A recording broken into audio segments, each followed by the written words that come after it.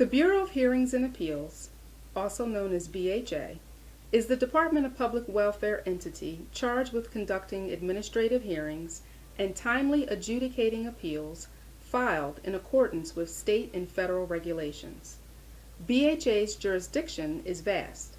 It covers nearly 280 different areas, including the denial, suspension, termination, or reduction of any DPW-issued benefit.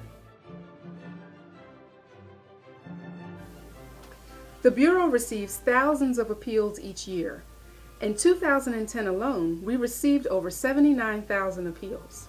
Many of those appeals are withdrawn by the appellants, and they don't require our judges to conduct full hearings. However, the Pennsylvania regulations require that all withdrawals be submitted to BHA in writing.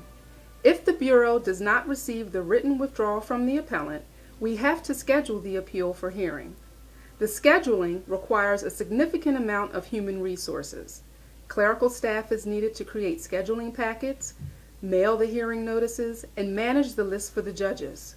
The judges are assigned cases for hearing, but they are also required to write their decisions.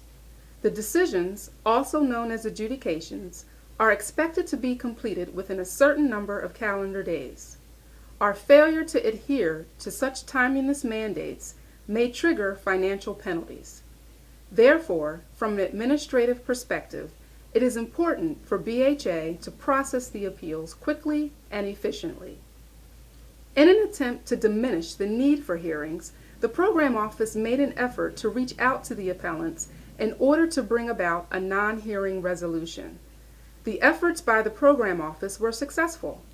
The appellants were willing to withdraw their appeals, but the written withdrawals would not always reach the Bureau. As a result, the Bureau was required to schedule the appeals knowing the appellants were not going to appear. Rather than filling the hearing slots with known withdrawals, we decided as a Bureau to create the Withdrawal Hotline. We began by contacting the Program Office. We asked them to consider reaching out to our judges on the same day they reached out to the appellants for resolution. The Program Office agreed. We titled the pilot Withdrawal Hotline. We began by utilizing the judges' writing days, and we assigned them certain hours of each day for the hotline.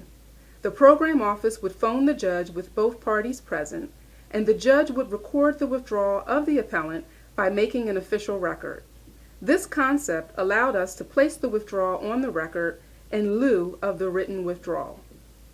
In summary, we were able to utilize this concept during the 2010 crisis.